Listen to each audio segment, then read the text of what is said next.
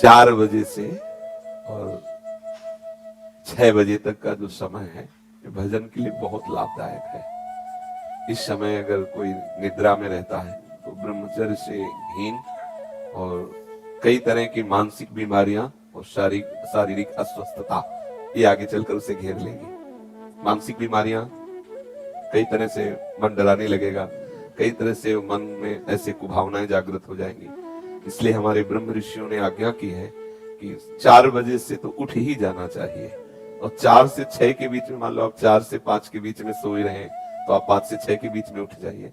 4 से 6 के बीच के समय में आप उठ करके अपनी भागवतिक दिनचर्या करें।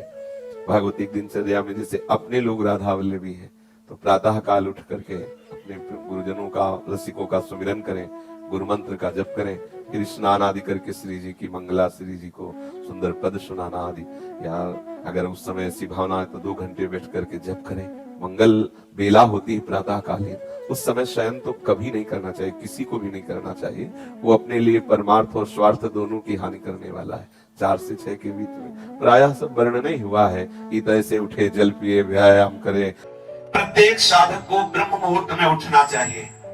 ये जो लोग 9 बजे तक सोने का नियम लिए हुए हैं, हमारी तो ऐसी भावना है कि उनको कभी भी भगवत प्राप्ति नहीं हो सकती, क्योंकि 9 बजे तक सो रहे हो, ब्रह्म मुहूर्त से लेकर के 9 बजे तक भगवान सूर्य उदय हो रहे हैं, आप सैया पे सो रहे हो, तमोगुण वृत्ति बढ़ रही है, प्रमाद बढ़ रहा है, तुमसे भजन बनने वाला है, ऐसा हो ही नहीं सकता।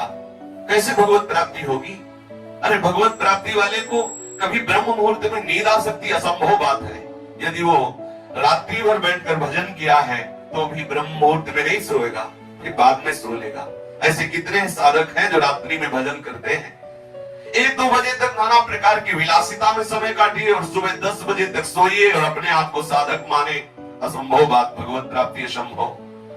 सावधान रहिए। प्रातः काल का 3 बजे से और सूर्य उदय तक का जो समय है ये महामहिमा में समय है। इसमें अधिकतर ध्यान युक्त जप किया जाए, बहुत लाभ की प्राप्ति होगी। ये बहुत अमृतमयी वेला है। बड़े बड़े महापुरुषों ने, गुरुजनों ने इसी समय को सार्थक किया है भजन के द्वारा, फिर अनुभव करके बताया है। जो प्रातः कालीन 3 बजे से लेकर सूर्य उदय तक भजन नहीं करते हैं वो दिन में भजन करें, ऐसा नहीं लगता हमें तो कि वो तन्मयता पूर्वक भजन कर पाएंगे। ब्रह्म मुहूर्त में जब भजन होता है तो दिन भर का नशा चढ़ जाता है। जैसे समय से आप नशा कर ले तो दिन भर वो गूंजता रहता है, ऐसे ब्रह्म वेला पर यदि आपने गुरु मंत्र की तन्मयता 2-3 घंटे की तो 24 घंटे उसका नशा चढ़ा रहेगा। रात्रि में सोने के समय और प्रातः काल जग करके सूर्य उदय तक सतत भजन करें, मंत्राकार वृत्ति करें, ध्यान युक्त जप करें, फिर आप देखिए कैसा आपको लगता है।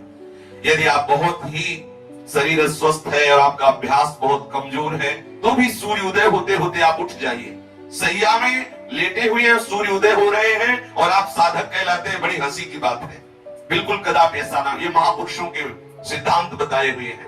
प्रत्येक साधक को ब्रह्म मुहूर्त में उठ जाना चाहिए। यदि ऐसा संभव ना हो सके तो सूर्य उदय होते होते उठ जाना चाहिए। सूर्य उदय हो रहे हैं आप सैया में, वैसा कभी नहीं होना चाहिए।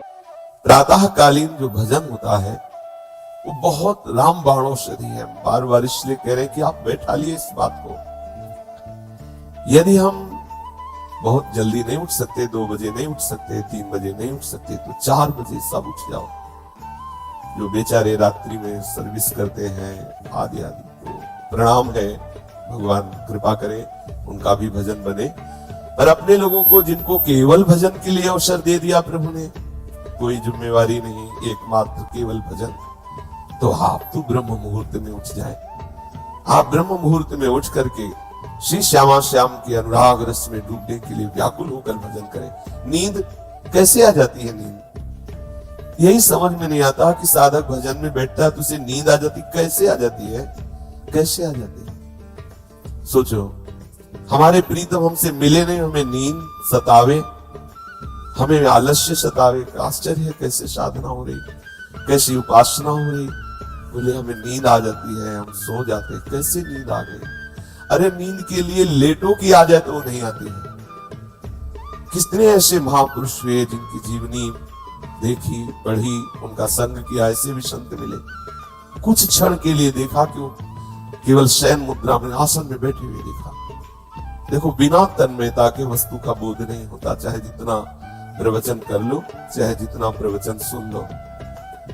ये वस्तु का बोध प्रवचन करने से या प्रवचन सुनने से नहीं होता, उसका मनन करके आचरण में उतारने से होता है। साधक प्रातः काल जब उठे तो गुरुदेव को प्रणाम करके निश्चय करें कि आज हम पूरा का पूरा समय आराध्य देव में लगाने की चेष्टा करेंगे। जो पूर्व में हमसे त्रुटियां हुई हैं उनको आज नहीं करेंगे, अब नहीं करेंगे ऐसी बात नहीं। हमें वर्तमान को संभालना है, तभी आपके अंदर सामर्थ्य आएगी। आज से कभी नहीं करेंगे तो आप हो सकता है न चल पाए, क्योंकि आप में इतनी संकल्प पवित्र बुद्धि नहीं है, इतना जोर का संकल्प नहीं है कि आपने कह दिया कि आज के बाद नहीं करेंगे तो भीष्म प्रतिज्ञा हो गई। आप में नहीं है ऐसी सामर्थ्य। यद्यपि आप सामर्थ्यवान हैं पर अपनी सामर्थ्य को भूल चुके हैं। तो क्या करें? हम मन के ऊपर बोझा न डालें कि आज के बाद कभी नहीं करेंगे। हम आज का नियम लेते हैं कि आज प्रातः कालीन गुरुदेव को प्रणाम करके हम ये नियम लेते हैं कि आज शयन तक हमसे कोई भी जो पीछे त्रुटियां हुई वो नहीं होने देंगे। पूरा का पूरा समय भगवत चिंतन करते हुए ही हम कार्य करेंगे। जो भी व्यवहार करेंगे वो अपने प्रभु के लिए करेंगे। अगर रात्रि में शयन करते समय हम पुनः इसका चिंतन करें कि जो हमने प्रातः कालीन नियम लिया था उसमें कितनी त्रुटि हुई, ये करना ही चाहिए उपासक को। ओह, आज तो इतना समय चूक हो गई, तो चिंतन करते हुए शयन करें, प्रातः कालीन फिर नियम ले। जो कल त्रुटि हुई थी वो आज नहीं हो। एक दिन साधक देखेगा कि उसका मन असाधन रहित हो गया है, त्रुटि रहित हो गया है। पर आपको जांच करनी होगी, रोज का रोज आपको जांच करनी होगी, रोज का रोज आपको नियम लेना होगा, सुधार करना होगा। ये प्रारंभिक साधन की बात है। साधारण भी साधना होती, जो असाधारण साधना होती उसमें रात्रि के 1 या 2 के बीच में जग जाया जाता है। पूरी दिनचर्या, जैसे आप सब कृपा पात्रों की श्री जी की कृपा से यही दिनचर्या चल रही, क्योंकि जब हम यहाँ 2:45 बजे तो यहाँ सब रंगोलियां बनी हुई, तो मतलब है कि 2 बजे 1:30 बजे से शुरू किया होगा, तभी तो ऐसा। लेकिन साधारण दिनचर्या प्रत्येक प्राणी के लिए कह रहे हैं। अगर आप आनंद चाहते हो, पूर्व रात्रे परिचय युंजाना सततम मनः। 8 पैर होते हैं, तो 8 पहर में 1 पहर 3 घंटे, 8 × 24, तो दिन का पक्ष 12 घंटे, 4 से 12, रात्रि का पक्ष 12 घंटे। उसमें कह रहे हैं कि 3 घंटे रात्रि लगने पर और 3 घंटे रात्रि जाने पर केवल भजन करना चाहिए। अर्थात 10 बजे जैसे सो जाए, 11, 12, 1, 2, 3, 4, 6 घंटे हो गए। 4 बजे के बाद सबको जग जाना चाहिए। जो संसार 4 बजे के, यहाँ 4:15 तो सत्संग शुरू होता है, 4 बजे सबको जग जाना चाहिए। अगर आप 4 बजे नहीं जगते, सूर्योदय हो जाता है, आप सो रहे हैं, तो आपकी बुद्धि नष्ट होगी, आपकी आयु नष्ट होगी, अकाल मृत्यु होने की संभावना रहेगी, शरीर रूप ग्रसित होगा और दरिद्रता आपका पीछा नहीं छोड़ेगी। चाहे जितना रुपया कमा लो, तुम्हारा हृदय दरिद्र रहेगा। भावना में तुम कामना में दरिद्र ही रहोगे, जैसे इतना मिला तो और इतना और इतना, कभी शांति नहीं मिलेगी। ये भागवतिक सिद्धांत है। ब्रह्म मुहूर्त प्रातः कालीन 4 बजे सबको उठ जाना चाहिए। मुहूर्त का समय और उपासक शयन करे, बहुत बड़ी हानि है। मान लीजिए खूब सत्संग सुनते हैं आप सब जन, बहुत कृपा है आपके ऊपर, लेकिन परिवर्तन नहीं हो रहा भाई। अगर आप 6:30 बजे, अच्छा नहीं, बिल्कुल अच्छा नहीं, बिल्कुल अच्छा नहीं। ये दिनचर्या तो बिल्कुल ठीक नहीं है। आप लोग सावधान हो, जो भी हो सावधान हो जाइए। ये बिल्कुल आपके जीवन के लिए घातक दिनचर्या है। 2 बजे बहुत उत्तम है उठना, पर नहीं तो 3 बजे, आखिरी 4 बजे। साधक होके 4 बजे के बाद शयन कर रहा है, मुझे तो नहीं, किसी भी स्थिति में। हमें लगता है कि दवा खवा दी जाए तो नहीं कहते, नहीं तो किसी भी स्थिति में कोई बीमारी, कोई भी ऐसा रोग अपना प्रभाव नहीं रखता जो दिनचर्या को बाधित कर दे। ये देखा है, लेकिन प्रवचन नहीं, देखा है, जीवन को देखा है। कुछ भी दिनचर्या में अपार सामर्थ्य, देखा अभ्यास में अपार सामर्थ्य। देखो सामने पट्टी बंधवा दी गई और धनुष बाण ले लिया और शब्द दूर किया जा रहा है अन्य दिशा में, शब्द वेदी बाण संचार। अभ्यास देखो, आंख में पट्टी बंधी हुई है, शब्द किस दिशा से हो रहा है एक श्रवणेंद्र से देखना है और बाण वही संधान करना जहां से शब्द निकला है। अभ्यास देखो, अभ्यास का प्रभाव देखो, कितने से चमत्कार अभ्यास में लौकिक। और आप परमार्थ के पथिक, और आपका यह अभ्यास कि आप उठे और फिर सो गए। क्या मतलब आपकी दिनचर्या क्या है? आप भगवद आश्रित, इसका मतलब प्रमादी थोड़ी है। आप भगवद आश्रित, इसका मतलब प्रपंची थोड़ी है। अहम का त्याग करके भगवद आश्रित होकर भगवत मार्ग में चलने वाले पथिक है। इसलिए सबसे प्रार्थना है, जो पीछे हुआ आज से एक नई दिनचर्या आप देखो।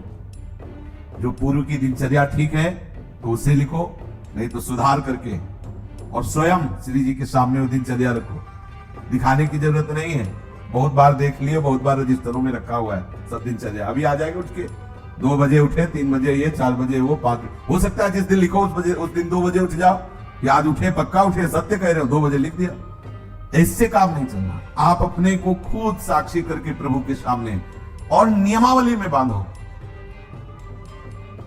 बिना नियम के प्रेम उत्पन्न नहीं होता। वो प्रेम की एक दशा है जो नेम को लय कर देती है। नियमावली में आपकी दिनचर्या सही होनी चाहिए, आपकी नियमावली ठीक होनी चाहिए। अतः उठे, सबसे पहले गुरुदेव भगवान को प्रणाम करके गुरु प्रदत्त नाम मंत्र का स्मरण करें। फिर वृंदावन भूमि को प्रणाम करें, चाहे जहां हो, क्योंकि हमारा प्रेम धर्म धाम में विराजमान प्रिया प्रीतम के चरणार विंद का सेवा सुख है। सबसे पहले हम धाम को प्रणाम करते हैं। गुरुदेव की बात, धाम को प्रणाम किया, फिर अपनी दिनचर्या में नाम स्मरण करते हुए लगते हैं। जब स्नान कर ले, रज लगाते हैं, चरणामृत लेते हैं, तिलक रचना करते हैं, फिर दिनचर्या आगे की बढ़ती है। इतना शरीर सेवी मत बन जाओ कि हर समय खान पान का ही चिंतन केवल बना रहे, जिससे प्राणों का पोषण हो, शरीर स्वस्थ रहे। ऐसी दिनचर्या बनाओ। 2 बार, 1 बार, 3 बार, जितने में तुम्हारा प्राण पोषण होता है थोड़ा थोड़ा ले, पर भगवद अर्पित करके। सेवक जी महाराज कह रहे, इसीलिए उनकी बुद्धि कच्ची रहती है। बिना स्नान किए खाना पीना या स्नान करके सीधे केवल भोजन अर्पित करने की बात ही नहीं मन में आई। बहुत ध्यान देने योग्य, ये कच्चाई दूर हो जाएगी। अनहाई अनर्पित जाए गटकत। अगर बिना प्रभु को अर्पित किए हुए पा रहे हो तो तुम कैसे वैष्णव हो, कैसे शरणागत हो? वही तुम्हारे को बंधन में बांध देगा, अर्थात तुम्हारी बुद्धि में वही स्फुरणा होगी जो मायाकृत भोगों में आकर्षण पैदा करके तुम्हारे हृदय में तृष्णा कामना की आग लगा देगी। अगर भगवद अर्पित प्रसाद है तो इन वासनाओं को नष्ट कर